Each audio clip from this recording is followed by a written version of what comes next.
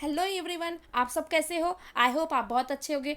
आज हम इस वीडियो में डिस्कस करेंगे महिला जाति एवं सुधार। इसका एक पार्ट हम पहले डिस्कस दूसरे वीडियो में कर चुके हैं। आज हम इसका दूसरा पार्ट डिस्कस करेंगे। ये टॉपिक है क्लास 8th का सोशल साइंस का। चलिए आगे बढ़ते हैं और समझते हैं।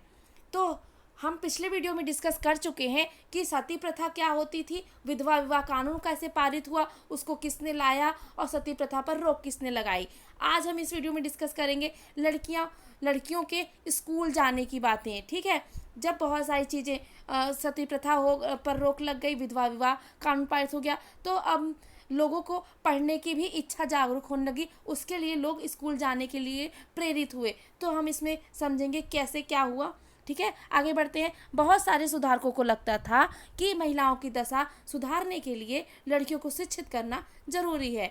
अब बहुत सारे हमारे देश में सुधारक हुए जो इन चीज़ों के लिए काफ़ी मेहनत किए। तो बहुत सारे सुधारकों को ऐसा भी लगने लगा कि अब स्थिति सुधर रही है तो इनको अब पढ़ने के लिए जाना भी और शिक्षित करना भी बहुत ज़रूरी है। कलकत्ता में विद्यासागर और बम्बई में बहुत सारे अन्य सुधारकों ने लड़कियों के लिए स्कूल खोले। यानी कलकत्ता में विद्यासागर नाम के एक व्यक्ति और बम्बई में बहुत सारे अन्य सुधारकों ने लड़कियों के लिए स्कूल खोले। 19वीं सदी के मध्य में जब इस तरह के प्रारंभिक स्कूल खोले तो बहुत सारे लोग उनसे डरते थे। यानी 19वीं सदी के मध्य आते आते जब ऐसे खुले स्कूल खुले तो लोग उनसे डरते भी थे कि हम कैसे जाएं। लोगों को भय था कि स्कूल वाले लड़कियों को घर से स्कूल वाले लड़कियों को घर से निकाल ले जाएंगे और उन्हें घरेलू कामकाज नहीं करने देंगे। यानी लोगों को लगता था कि जो स्कूल खुल रहे हैं वहाँ लड़कियाँ जाएंगी तो घर का काम नहीं करेंगी। ठीक है, और स्कूल वाले करने नहीं देंगे। स्कूल जाने के लिए लड़कों को सार्वजनिक स्थानों से गुजर कर जाना पड़ता था। यानी अब स्कूल जाना है तो हमें स्कूल हमारे घर के पास तो होगा नहीं, स्कूल के लिए हमने जाना पड़ेगा। तो उसके लिए हमें कई जगहों से गुजर कर जाना पड़ता था। ठीक है, आगे देखते हैं। स्कूल जाने के लिए लड़कियों को सार्वजनिक स्थान से गुजर जाना पड़ता था। बहुत सारे लोगों को लगता था कि इससे लड़कियां बिगड़ जाएंगी। अब वहाँ तब के लोग ज़्यादा पढ़े लिखे तो होते नहीं थे, तो लोगों में छोटी सी सोच होती थी। तो उन्हें क्या लगता था कि इससे जब वो लड़कियां दूर जाएंगी, घर से पढ़ने जाएंगी, तो वो बिगड़ जाएंगी। उनकी मान्यता थी कि लड़कियों को सार्वजनिक स्थानों से दूर रहना चाहिए। अब उनको लगता था, अब मैंने बताया ना कि वो छोटी सोच रखते थे, तो उनको लगता था कि लड़कियों को ऐसे स्थानों से दूर रहना चाहिए। फलस्वरूप 19वीं सदी में पढ़ने लिखने वाली ज़्यादातर महिलाओं को उनके उदार विचारों वाले पिता या पति की देखरेख में ही घर में ही पढ़ाया जा रहा था। यानी अब कुछ अच्छे सोच के लोग भी थे, सब तो एक जैसे सोच के रहे नहीं होंगे। तो कुछ जो अच्छे सोच के थे उनके घर की लड़कियों को पढ़ने लिखने के लिए उनके घर पर ही पढ़ाया जाता था, उनके पिता और पति की देखरेख में। कई महिलाओं ने बिना किसी की मदद लिए ही खुद ही पढ़ना लिखना सीखा। अब कुछ महिलाएं तो खुद ही पढ़ना लिखना सीख गईं बिना किसी के मदद लिए। क्या आपको याद है कि पिछले साल की सामाजिक एवं राजनीतिक जीवन पुस्तक में अपनी राज सुंदरी देवी के बारे में क्या पढ़ा था? ऐसी महिलाओं में से थी जिन्होंने रात में दिए की टिमटिमाती लौ में चोरी छिपे पढ़ना लिखना सीखा था। अब हम एक व्यक्ति के बारे में जानेंगे कि राज सुंदरी देवी के नाम की एक महिला थी जो रात में दिए की लौ में ही चोरी चोरी पढ़ना लिखना सीखी थी। 19वीं सदी के आखिरी हिस्से में आर्य समाज द्वारा पंजाब में और ज्योतिराव फूले द्वारा महाराष्ट्र में लड़कियों के लिए स्कूल खोले गए। अब 19वीं सदी बीतती जा रही थी तो एकदम लास्ट में क्या हुआ कि आर्य समाज आया और पंजाब में लड़कियों के लिए, और ज्योतिराव फूले एक महिला थी जो महाराष्ट्र में लड़कियों के लिए स्कूल खोले। तो आर्य समाज ने महिलाओं के लिए कहाँ स्कूल खोले? पंजाब में। ज्योतिराव फुले ने कहाँ खोले? महाराष्ट्र में। उत्तर भारत के कुलीन मुस्लिम परिवारों की महिलाएं अरबी में कुरान शरीफ पढ़ना सीखने लगी। अब उत्तर भारत में भी जो मुस्लिम परिवार की महिलाएं थी वो अरबी में ही कुरान और शरीफ पढ़ना सीखने लगी। यानी हम देखते जा रहे हैं कि जो पढ़ाई का माहौल था, शिक्षा का माहौल था, वो कैसे बढ़ता गया। उन्हें घर पर ही पढ़ने के लिए शिक्षिकाएं रखी जाती थीं। अब वो मुस्लिम परिवार तो थोड़ा सा स्ट्रिक्ट होता है, तो वो अपनी महिलाओं को घर पर ही पढ़ने के लिए शिक्षिकाएं रख लिया। ठीक है, इस स्थिति को देखते हुए मुमताज़ अली जैसे कुछ सुधारक ने कुरान शरीफ की आयतों का हवाला देकर कहा कि महिलाओं को भी शिक्षा का अधिकार मिलना चाहिए। अब ये सब चीज़ें देख रहे थे बहुत दिनों टाइम से, तो मुमताज़ अली नाम की एक महिला थी जो कुछ सुधारक थी। तो क्या बोली वो, कुरान में लिखा भी है, वो उन्होंने क्या कहा कि कुरान शरीफ में की आयता, हाँ, उन्होंने कुरान शरीफ का सहारा लिया और कहा कि महिलाओं को भी शिक्षा का अधिकार मिलना चाहिए। 19वीं सदी के आखिर में ही उर्दू में उपन्यासों का सिलसिला शुरू हुआ। अब उर्दू में उपन्यासों का सिलसिला कब शुरू हुआ? 19वीं सदी के आखिरी में।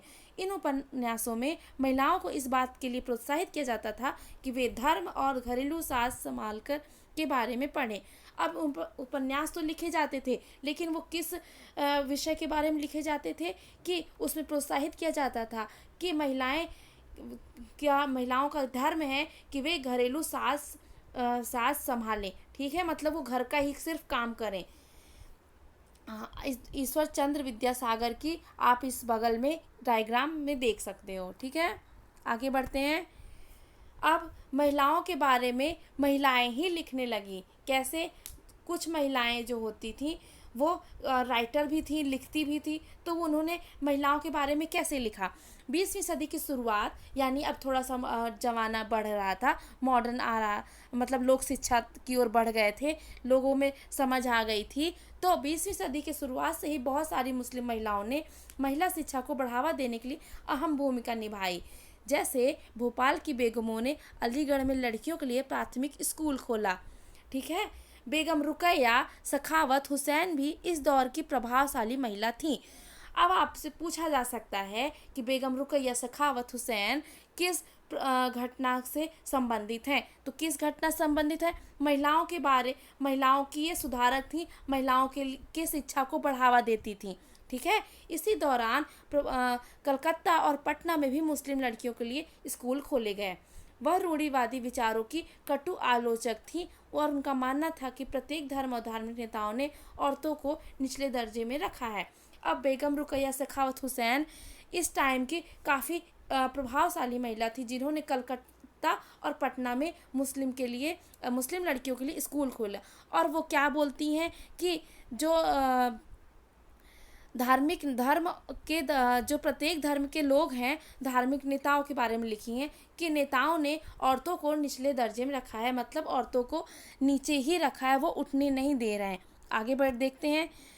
1880 के दशक आते आते भारतीय महिलाएं विश्वविद्यालयों में प्रवेश करने लगी थीं। अब 1880 की बात करते हैं, तो तब आते आते जो महिलाएं थी, भारतीय महिलाएं, वो यूनिवर्सिटी में जाने लगी थीं। उनमें से कुछ चिकित्सक और कुछ शिक्षिका बन गईं, और बहुत सारी तो चिकित्सक और शिक्षिका भी बन गईं। बहुत सारी महिलाएं लिखने लगीं और उन्हें समाज में महिलाओं की स्थिति पर आलोचनात्मक विचार प्रकाशित किए। यानी कि अब शिक्षा का बढ़ावा हो रहा था, तो इसी टाइम पे जो समाज की महिलाएं थी वो महिलाओं की स्थिति के बारे में लिखी। ठीक है, पूना में घर पर ही रहकर शिक्षा प्राप्त करने वाली ताराबाई शिंदे ने स्त्री पुरुष तुलना नाम की एक किताब प्रकाशित की, जिसमें पुरुषों और महिलाओं के बीच मौजूद सामाजिक फर्कों की आलोचना की गई है। अब ताराबाई शिंदे कौन थी? इन्होंने स्त्री पुरुष तुलना नाम से एक किताब प्रकाशित की, जिसमें क्या लिखा गया है कि पुरुष और महिलाओं के बीच किस तरह से समाज में फ़र्क देखा जाता है। ठीक है, संस्कृत की महान विद्वान पंडिता रमाबाई का मानना था कि हिंदू धर्म महिलाओं का दमन करता है। आप चित्र में पंडित रमाबाई का चित्र देख सकते हैं। उन्होंने क्या लिखा था कि जो हिंदू धर्म है वो महिलाओं का दमन करता है। उन्होंने ऊंची जातियों की हिंदू महिलाओं की दुर्दशा पर एक किताब भी लिखी। यानी जो हिंदू धर्म था उसमें महिलाओं की दुर्दशा काफ़ी ज़्यादा थी। वो किसी भी वर्ग की हो, चाहे वो ब्राह्मण, क्षत्रिय, वैश्य, शूद्र हो, तो वो महिला वो ऊंची जाति की महिलाओं की हिंदू महिलाओं की दुर्दशा पर एक किताब लिखी थी। कौन? रमाबाई, पंडिता रमाबाई। क्या लिखा था उन्होंने? पूना में एक विधवा गृह की स्थापना भी की, और उन्होंने पूना में एक विधवा गृह की स्थापना की जहां ससुराल वाले के हाथों अत्याचार झेल रही महिलाओं को पनाह दी जाती थी। वहां महिलाओं में ऐसी चीज़ सिखाई जाती थी जिनके सहारे वे अपना रोटी रोजी चला सकें। पंडिता बाई रमाबाई ने पूना में एक विधवा गृह की स्थापना की थी। ठीक है, ये याद रखने वाली बात है। आगे बढ़ते हैं। जाहिर है कि इन सब बातों से रूढ़िवादी खेमों में लोग काफ़ी आग बबूला हुए। उदाहरण के लिए बहुत सारे हिंदू राष्ट्रवादियों को लगने लगा था कि हिंदू महिलाएं पश्चिमी तौर तरीके अपना रही हैं, जिससे हिंदू संस्कृति भ्रष्ट हो रही है और पारिवारिक संस्कार नष्ट हो जाएंगे। रूढ़िवादी मुसलमानों भी इसका बदलावों के नतीजा को लेकर चिंतित थे। अब ये सारी चीज़ें बदल रही थी, तो कुछ रूढ़िवादी लोग थे, पुरानी सोच के लोग थे, वो क्या समझते थे कि कि इस सब चीज़ों से जब औरतें पढ़ लिख लेंगी, शिक्षित हो जाएंगी, तो वो पारिवारिक संस्कार उनके नष्ट हो जाएंगे और पश्चिमी तौर तरीके अपना लेंगी। और मुसलमान भी जो थे, जो मुस्लिम परिवार भी थे, वो भी इन बदलावों को लेकर काफ़ी चिंतित थे।